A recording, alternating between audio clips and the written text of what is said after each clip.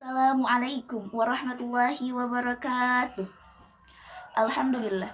Alhamdulillahirabbil alamin wa bihi nasta'inu ala umuri dunya waddin wassalatu wassalamu ala sayyidina Muhammadin wa ala alihi wa sahbihi ajmain. Amma ba'du. Segala puji bagi Allah, Tuhan semesta alam. Sholawat bermutiarakan salam semoga tetap tercurah limpahkan kepada Habibana wa Nabiyana Muhammad Sallallahu Alaihi Wasallam. Tak lupa kepada keluarganya, para sahabatnya, tabi'in-tabi'atnya, serta mudah-mudahan sampai kepada kita semua selaku umatnya. Amin ya Allah ya Rabbal Alamin. Bismillah, nama saya Dini Fauzia, saya dari kelas 4D, jurusan Komunikasi Penyiaran Islam, Fakultas Ilmu Dakwah dan Ilmu Komunikasi.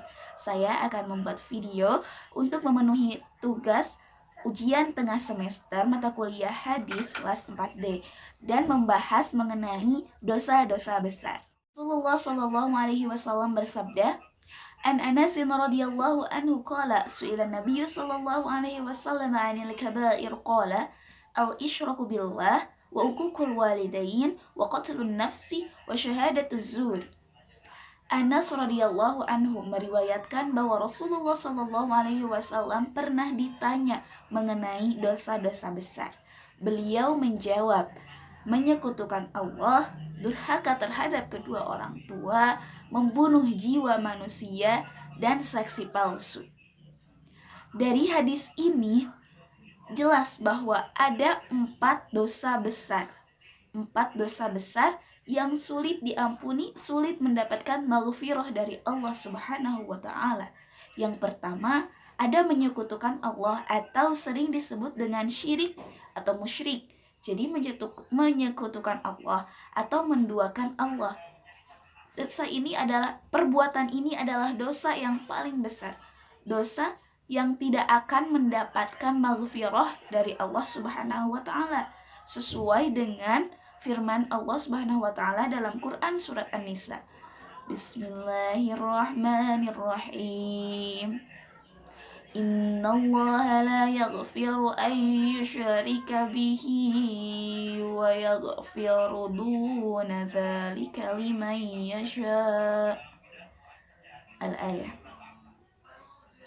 Sesungguhnya Allah tidak akan mengampuni dosa syirik dan Allah akan mengampuni dosa selain syirik bagi orang-orang yang Dia kehendaki. Untuk dosa besar yang kedua adalah durhaka terhadap kedua orang tua. Tentu sebagai anak kita harus berbakti terhadap kedua orang tua di mana mereka sudah memberikan kasih sayang hingga kita bisa hidup sampai saat ini. Seperti itu. Mereka rela berkorban dan mereka akan terus memberikan kasih sayang mereka terhadap anak-anaknya. Jadi sebagai anak tentu harus berbakti kepada orang tua, bukannya durhaka terhadap orang tua. Durhaka melawan, menyiksa atau yang lainnya. Dan ingat bahwa ridhallahi fi ridhal walidain wa suhtullahi fi suhtil walidain. Ridho Allah itu ada pada orang tua dan murka Allah juga ada pada orang tua. Jadi tentu kita harus hati-hati dan harus memuliakan orang tua. Karena sebenarnya ini bukan kewajiban tapi kesadaran diri.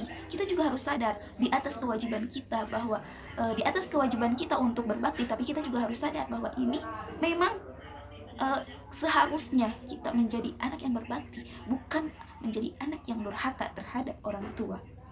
Untuk dosa besar yang ketiga adalah membunuh jiwa manusia. Jadi membunuh manusia, membunuh saudara kita itu adalah dosa yang besar, dosa yang tidak akan diampuni. Sebagai manusia, kita seharusnya saling melindungi dan hidup rukun. Orang kafir saja tidak patut untuk dibunuh, kecuali kafirnya sudah melewati batas. Tapi jika kafirnya baik, kita sama sekali tidak berhak membunuh orang-orang kafir itu. Apalagi saudara kita, saudara se-Islam, saudara seiman. Tentu kita jangan sampai membunuh saudara-saudara kita. Justru kita harus bersatu untuk memajukan Islam yang lebih baik lagi. Kita harus menghindari dendam, kemudian rasa sakit hati. Dengan sabar dan merangkul masalah-masalah itu jangan sampai menjadi pembunuhan. Karena pembunuhan adalah dosa besar yang sulit untuk mendapatkan maghfirah dari Allah Subhanahu wa taala. Untuk dosa besar yang keempat adalah kesaksian palsu.